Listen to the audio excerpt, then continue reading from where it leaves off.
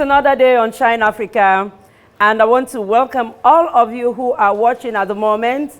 And ladies and gentlemen, we are at the Somatel Hotel in BMRC, and I say a very big thank you to management and staff of Somatel Hotel BMRC for taking very good care of us. And of course, I am your host, Reverend Abongta Mirabel Siringwa. On today's episode of the show, we are going to be talking something community service and the development world in general. And of course, we have an expert in the house who would be taking us through this. Before that, ladies and gentlemen, I have a guest artist in the house. Put your hands together for Kingsley.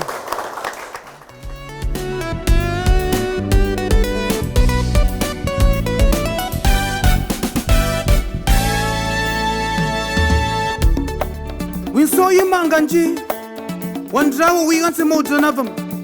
I say motor nima, what's the one with them? Moki Edwin Kinzuka Washigang, Shufai Kibari, so Boys Express, very even Nari Wani, Samo Kingsley. Tarawoni, you sing a warm shoe love, for via nini, Wesi Latang, Verawoni, Minsi, Loa Rasi. Gansi nini jiji Madeline Bekum You serve wa madani rone Tara won min ganlo you birnganga Kujim shiftia awoni Kujim shivira awoni Mwakitunga long sema Rasi min tang nindo Kishiki mai Min kwa tang nindo Kishiki mai Bom yolo tamatami Bom waki saan Kikutin for one bifi chimba Kusinkai mi bawoni jaim Samin tamru tamina Bom jai jai Tarawoni bom jai jai Nyola waki chinchaya jai No tarawoni Tarawoni bom jai jai Amin kulai siri jaya Oh tarawoni Tarawoni bom jai jai Nyola waki chinchaya jai Tarawoni bom jai jai Amin kulai siri jaya Oh tarawoni Yavi Banglarisa Oh US Embassy Oh Shofola Emmanuel Oh US Embassy Yo one on Kingsley Ben Yuri Juba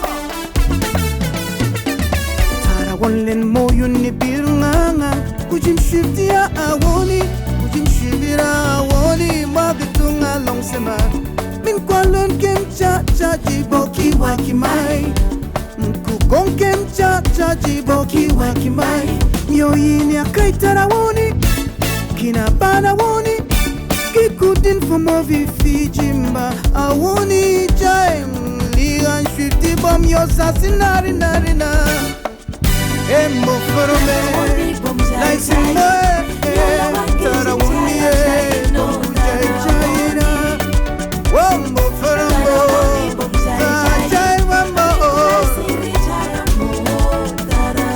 Tarawoni bom jai jaina Jai jaina Tarawoni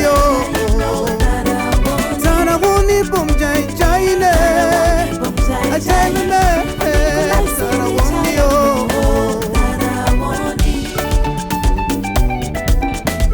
M Solo Yumo Jambu Berry President Hussein Sun City Bafusam Berry Wawanari Woni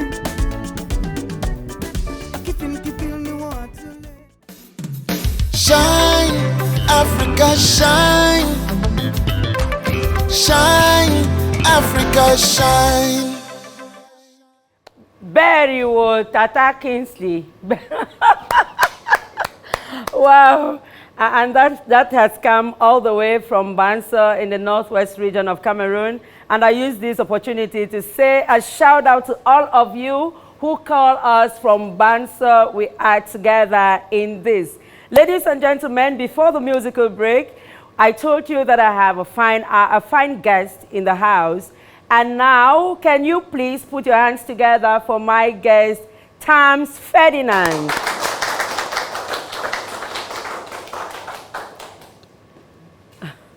You're welcome, sir. Thanks a lot. Thanks a lot, Siri. I feel so happy to finally have you on set. It's also my pleasure being here. Okay. And you asked us to do watermelon juice for you. Why do you like watermelons? Of course, I like watermelon juice because, first of all, it's very juicy and contains a lot of water. I like drinking water. That's why I prefer watermelon juice. That's very beautiful. So please, can you come to my kitchen where we do the happy juice? Shine, Africa, shine. Shine, Africa, shine. Do you have a juicer at home? No, I don't have a juicer Oh, yet. God.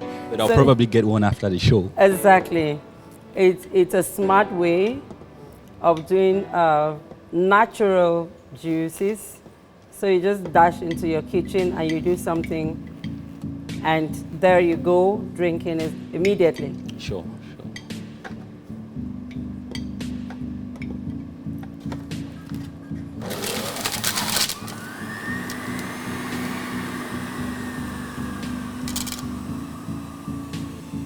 Our juice is ready. On Shine Africa is men before ladies. So it's gentlemen before ladies. So I serve you first.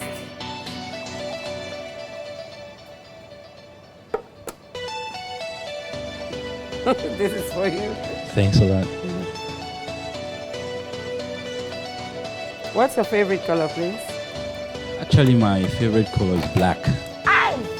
What a color for a man, black. Well, I prefer dark colors. Okay. I'm not a fan of shouty colors. Okay, and we don't have a black straw for you, so what color do you go for? Give me blue. Blue, okay. That looks like a man now. Okay, and I go for green. I always just have green. Can you have a sip of your juice, please? Wow. Is tasty, right? So. And just before we take leave of the kitchen, ladies and gentlemen, remember that a kitchen without a juicer is not alive. A kitchen without a juicer is not alive. Shine, Africa, shine. Shine, Africa, shine. You're welcome back from that very brief and juicy break, ladies and gentlemen. And if you're just joining us, you're still on Shine Africa, and we are still at Sumatel Hotel in BMRC. And I am still in the company of my very handsome guest, Tams Ferdinand. Now, let us talk a little about you. You're welcome to the show once more. Thank you once more. Okay. Let us talk a little bit about you. So who is Tams Ferdinand? Actually, Tams Ferdinand is a young Cameroonian, very passionate about empowering communities, especially vulnerable ones, to become actors of their own development and their own growth. Yes, I know that you come from Noni. Yes, I Noni come in from the Noni, northwest region of particularly Cameroon. Jotin in Noni. Yes. What do you call it? Jotin, that's my village. Yes, Jotin.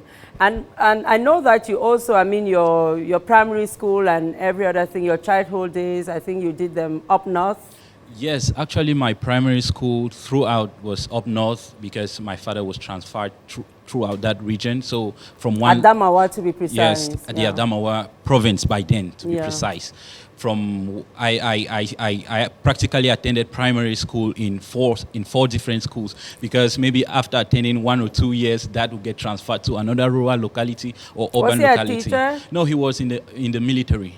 Oh, that's a serious one. Yes, so it made it difficult for me to have childhood friends because we had to move from one place to another after every settlement. Yeah, but then you went back to Noni. Yes, but then I went back and completed class 7 back then. We don't have class 7 again. Yeah. I completed it back then in Noni. Then I now moved to GBHS Kumbo. That's where I spent all of my high school, secondary and high school. Reading sciences. I think Yes, you were reading sciences, physics, chemistry, maths, and biology. But today that's not what you're doing, though you later on, I know that when you went to the university, you did Anthropology? Yes, I actually began with computer science, like computer engineering. Yeah. I studied it. I didn't quite complete it, but I did a diploma. I had a diploma in database and information systems. Before later on, that's when throughout that process, I was discovering myself. I was actually discovering what I wanted to do. Yes, so I discovered that the subject or field of study that was quite kind of close to what I wanted to do was anthropology. Yes, a field of study, a science that studies cultures, communities. Yes, that studies human behavior.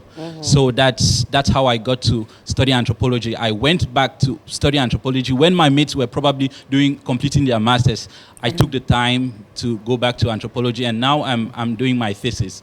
Wow. PhD in anthropology still. Wow, congratulations. Thanks a lot. Thank you. That's a big one. And probably why you're here today is probably thanks to anthropology that you studied at the Yaoundé University one. Not completely. I would say, yeah, thanks to anthropology, but thanks to my research. Yes, I actually got to read a lot of books because my passion was empowering people, talking to people, bringing hope to the vulnerable ones, to the underprivileged, to the undeserved. So actually, throughout this time, I read books, I volunteered for NGOs, for organizations, programs, and that's how I got to build myself and discover actually what I wanted to do out of everything.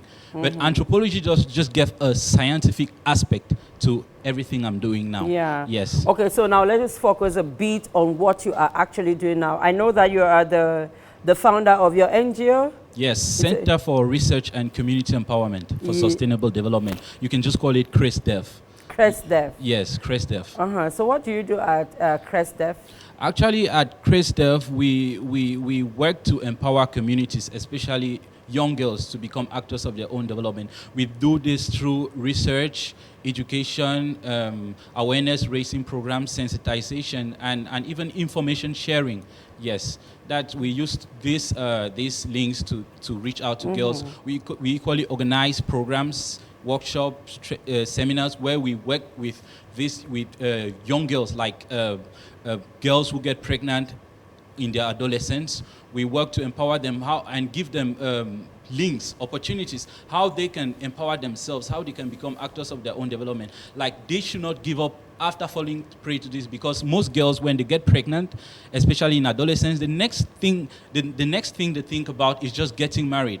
But we want to encourage them to go back to school. We want to make them know that there's still a future ahead. Motherhood is not an ultimate goal. Yeah. It's not an ultimate goal. And there it's is not much even more the to achieve. end. Yes, it's Yeah. not even the end. So we also hold seminar sessions with with parents, because most of these problems begin from the home, because these children lack sex education. Through the research we've carried out, we've noticed that majority of the girls get pregnant because they have a low contraceptive use. They actually don't opt to use it most of the So time. you're promoting the use of contraceptives? Yes, that's one of the Yeah. methods. If abstinence fails, you can get to contraception. Yes.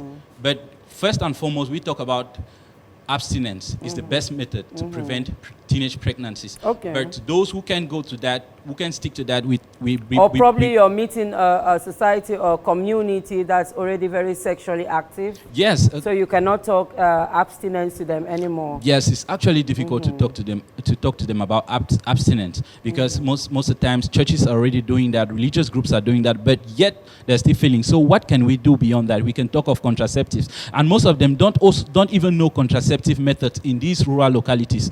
Most of them just know of condoms, and condoms come to the decision of the men most of the times. But we talk to them about injections, we talk to them about pills, we talk to them about intrauterine contraceptive devices that can actually prevent teenage pregnancies. Yeah. Yeah. Okay, now you're talking about rural communities, but you're here in Yaoundé, you function here in Yaoundé, and I'm like, you're a guy from Noni who grew up in the north, in mostly rural areas of the north, the Adamawa region, And now you're here in Yaoundé. You're talking about rural communities. Yes, actually, the organization was registered here because of my presence here. This is where I'm based. But actually, we've worked in other localities. We've worked in the west region of Cameroon. We've worked in Baleng. We've worked in the central region here in rural localities like Nzikinimiki, where we visit schools and talk to students there. We've gone to the west region, rural localities, Baleng, Balengu, all those villages, spoken to teenagers in schools and communities and in gatherings, and even after church meetings, we've spoken to them there. So we're not only limited to working with them here. Wow, that's so beautiful. When we come back from this musical break, ladies and gentlemen, I would be asking my guest probably the partners he works with and some challenges that he may be facing working here in the Central region and other areas around this place.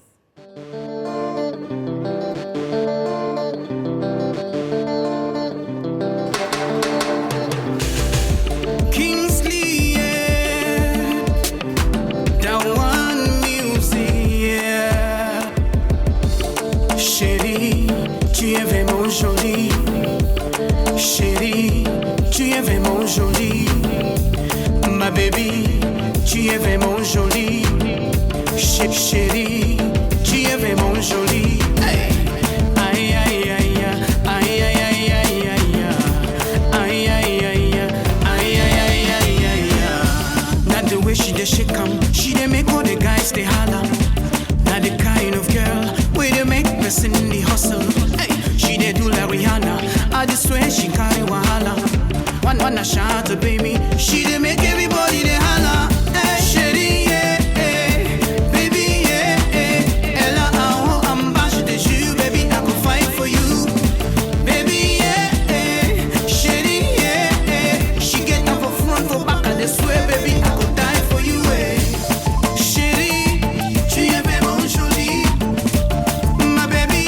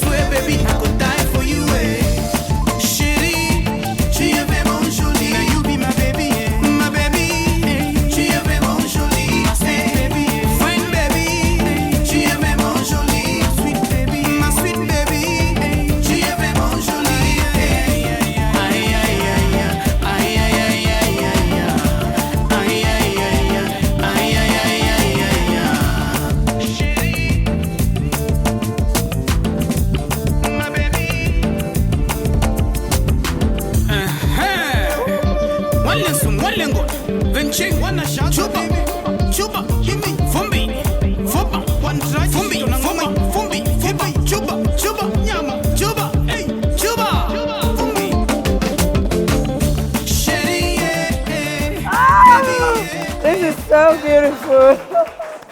Very, very beautiful, please. Oh. Let me just start straight away by, I know already that you come from Banso, so that's why I greeted you as such. Now tell me, for how long have you been singing? Yeah, actually I've been singing for about 10 years professionally. Wow, 10 years? Yeah. So how many singles, how many albums in the market? I was actually singing in cabaret. I'm actually a professional singer. I sing other people's songs. Wow, okay. I entertain during weddings, every kind of occasion. Wow, okay. Yeah. Before we ask you how you get contacted, I think I like your cap. Thank you. It's really traditional. Yeah, so tell you. me, how do people get to you on social media in particular? Yeah, on social media you can get to me, Kingsley Artist, my Facebook page. Kingsley? Kingsley Artist. Kingsley Artist. But your Instagram. Kingsley, is it spelled correctly as in Kingsley? How do you spell your Kingsley? My Kingsley is actually Kingsley. Kingsley. Kingsley. In any case, we have that running on the screen right now. And where do you see yourself in 5 years? I can say I'll be very far because I've got so many stuffs that are coming. Yeah. I have actually about 35 songs that I've already recorded. Are you looking for a sponsor? Yeah, actually I'm looking for sponsors, even though I'm currently trying on my own. Yeah. But I'm sure because I have just two singles, it's a problem of cash, of sponsorship. Yeah. If there was. So fine, ladies and gentlemen, in case you want to get into the entertainment industry and you're just looking for who to sponsor and how to do it, you can just pick a nice guy like this one and you invest in them. Who knows, both of you will hammer. And when you hammer, you remember me. Oh. For sure. Oh, thank you. Thank you. Thank you, and see you some other time on the show. Thank you. Thank you. Shine, Africa, shine. Shine, Africa, shine. If you are just joining us, you're still on Shine Africa, and I am still in the company of my guest, Tams Ferdinand, and we are talking developmental issues. And just before we went on the break, we said when we come back, we'll be talking about partners. That's because when you talk about preservatives, I know that you should have some partners with whom you work. Can you tell me a bit about them? Actually, since the organization is not that old, it's just about 1 year, 7 months old. Okay. Yes, we've not yet been so established to have partners, but we've worked with a few organizations like Vision in Africa, Vision in Action Cameroon, VIAC in Boya. Yeah. We've worked with Girls Corner International and a few Wow. other NGOs. Yes, we've worked in partnering in programs to empower youths, young girls, especially in the domain of sexual and reproductive health and sex education. When you talk about sex education, it's even as a parent, that's so difficult for me to handle. Yes. And I'm looking at it as like, I don't know how you handle issues of sexualities, because my children come back from school and they're like, I need to help them do homework, and they're asking me, what is sex? They're asking things that are related to sexuality, and I'm like, how do I start explaining this? So Actually, in most homes, especially African homes, sex is a taboo topic, especially when it comes to sex education. It's like a taboo topic. And most of the times, parents are the ones shying away from it, like not I the just kids. said, yeah. Because if you're shy to talk about it in the home, if you're not bold enough to handle it with your kids, even if you don't want to talk about it, they'll hear it outside. Nowadays, watch it on youths TV. are more informed than we were some years back. They're so informed. They'll hear on TV, friends, everywhere, posters. So they're going to learn from the wrong source. So as a parent, you're supposed to be the first teacher of your child, the first educator of your child. You have to play that role to the church. Maybe Sunday school should do that. Yeah. School should do that. But when children learn actually out of the home, it's more like some academic knowledge. It's like trying to achieve something in life, It's or not trying to pass an reality. exam. Yeah. But you can just, you don't necessarily need to call the kids like, come sit around, okay, we'll talk about sex today. No. What you can do is, maybe you watch a movie when a kind of scene comes in, like a scene comes up, you can just pause the movie and like, okay, like you just seize that moment to just explain something to them. Or maybe in the course of a discussion, you just seize that moment and explain something to them. That's how you do it. You know, there was a lot of talk about teaching children how not to let people touch their body parts. And I got a book, or did I get a book? Did I get it on the internet, on WhatsApp, I think? And then I called my kids, and we were like, okay, I want to show you your untouchable parts of your body. So I started showing them the Botox. Nobody should touch your butts. Nobody should touch you here. Nobody should touch your breasts, your private parts. And the day after, there was war at home, because it's like, even if a brother or a sister just tapped somebody now, here, it's like, Mama, they are touching my private part. So it's like, so is it something easy? I don't think it's something easy for you. How do you people go about it? Do you train yourselves before you train the trainers? What makes it that easy for you to do? Actually, it's not that easy, and neither is it rocket science. It's something you just need to first of all create that relatable atmosphere, that friendly atmosphere with your kids. When it comes to sex education, it's not a topic where you come with authority like these are the do's and don'ts. You do this, you do this, it gives this. No, you approach it. Actually, the kids feel free sharing outside because their peers are actually very friendly. They want to listen. They understand more. But if you come with that approach, that subjective approach, like you want to understand what they're going through, like, come on, share with me. Not like, okay, listen to me. When you come with that approach, they feel friendly, they feel relatable, and they'll get to share their secrets. That's first of all, that's the first thing to do. And actually, there are other things you can do. You can send your kids to workshops, groups, peer groups, where they get to discuss such issues. Yes, monitored by a moderator, a good facilitator, a trustworthy one.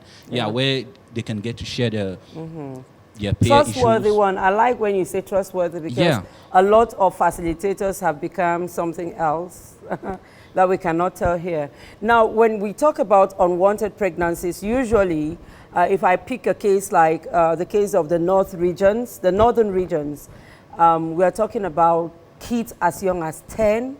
We're talking about between 10 to 15 is already too old. Yes. Have you had a situation wherein a young girl who is already sexually active decides to abstain, or you just do you divide them like, okay, you're already sexually active, so you're going to attend the class on preservation, and then these ones who are not sexually active, they're going to be talking about abstinence. Okay, you mentioned something about the northern regions. Actually, the rate of adolescent pregnancy is quite very high there. Why?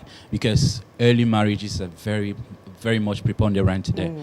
Kids get married as early as 12. You've heard of situations like that, maybe following their religious norms, their culture, where a kid is married to an old person before the child even sees their first menses.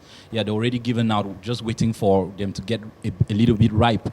Yes, but talking about segregating or separating, actually we monitor that from our discussions with them. Yes, there are already some kids who have some notions that they've learned from their peers.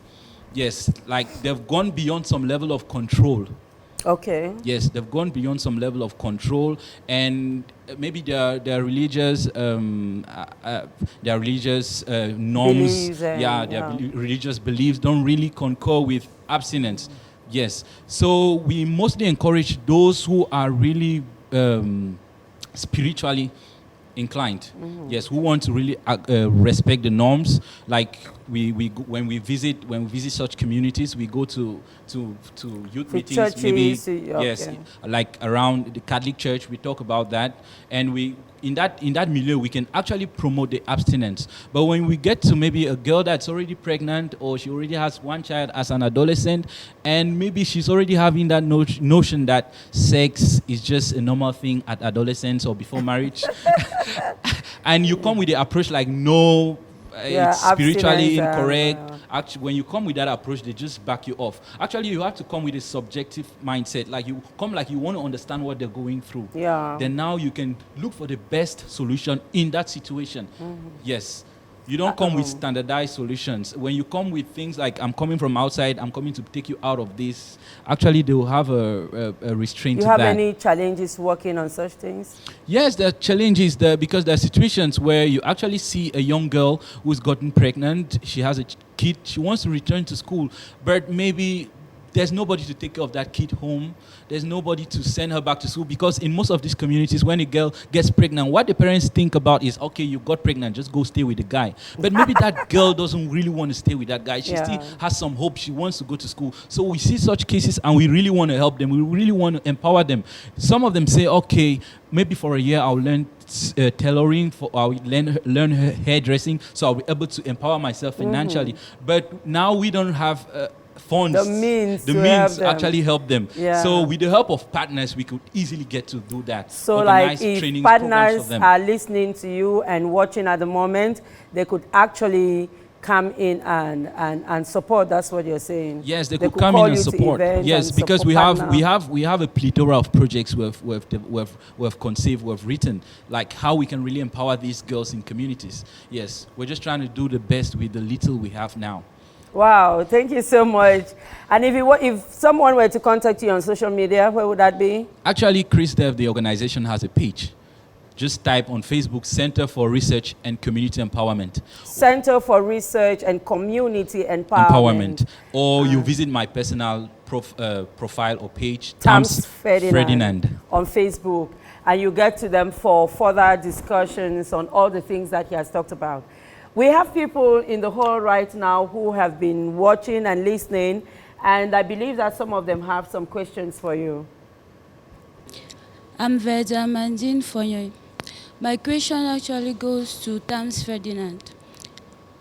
When talking to the girls about injections and pills, do you really tell them about the consequences of taking pills and the injections in the long run?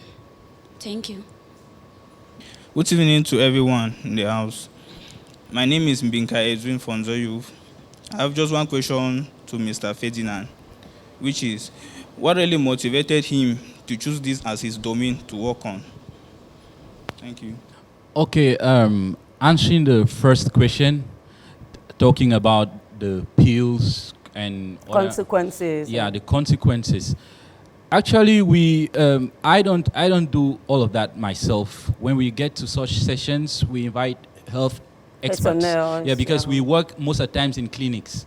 Yes, we in collaboration with clinics. So we have this health personnel that share the consequences. Like most of the times when we talk about, let's say, injection, for some girls when they take it, they have a constant flow for maybe about 1 month, Yeah. depending on the system. There's some that take it and they're actually fine, and some of them have consequences, like even the intrauterine contraceptive device. At times, at the moment of removing it, there are often complications. So all of these girls are schooled on these consequences before and most of the times they're not. A solution is not imposed on them. They decide which they Which prefer. one You they can want. decide to get the pill after every intercourse, or maybe you get the injection for 3 months, Or you decide not to get it at all. or not to get it at all and go for the best solution, abstinence. Oh, okay. The second question. The second question, what really inspired me, like growing up in the northern region, I noticed a lot of young girls getting pregnant, and most of the times when they got pregnant, they were just sent into marriage. And coming to the West region, to where I grew, where my father was transferred after the North region, the Adamawa region, I noticed the same situations. At times, babies are abandoned because there are no means. At times, girls just get married, not actually married, like legally married. They just go stay with Can the we guy. stay? That's They can we say, stay? can we- Yeah, just like concubines. And actually, for them, like it's like an achievement. Yeah.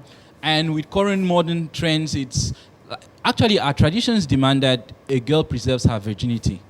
African traditions, like a girl preserves her virginity Until marriage. But now that is clearly at odds with modern values. It's the opposite. It's now like girls have to prove they can have a child in order to get To married. get married. So at times, men coerce them, like, okay, prove to me like I have a child. If you love me, bear this child for me. So those are the kind of mindsets And they we come try now to with fight. all the consequences. Yes. Wow. I think you answered the question very correctly, except there is one more thing you want to say before we get to the guest question.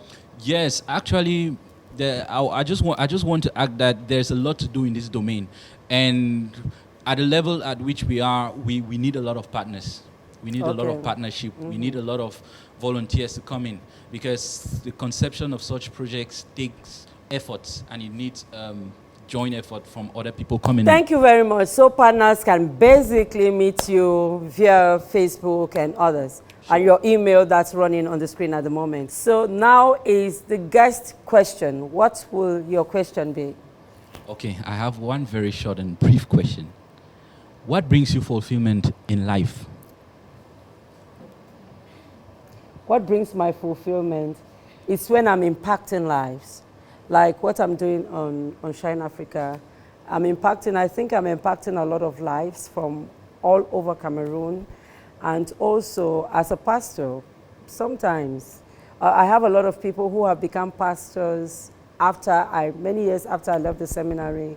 And so each time I touch a life with what I do, it makes me really happy and gives me good sleep. Did I answer? Yeah, it means actually we're working in the same domain, like impacting, empowering. I'm also impacting, empowering. So we are two together.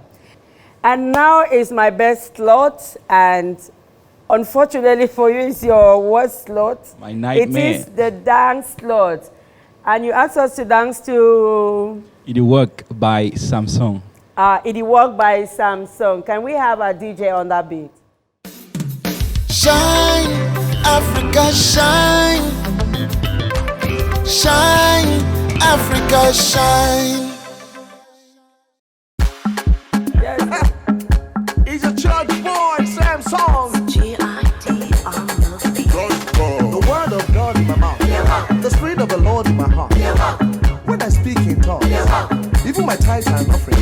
The name of Jesus in my mouth. It dey work, it dey work. You say it dey work. It dey work, it dey work, it dey work. People living life in a fool's paradise. Living life like a toss of a dice. Brother, if you no work for your side, it don't mean what you do is a lie.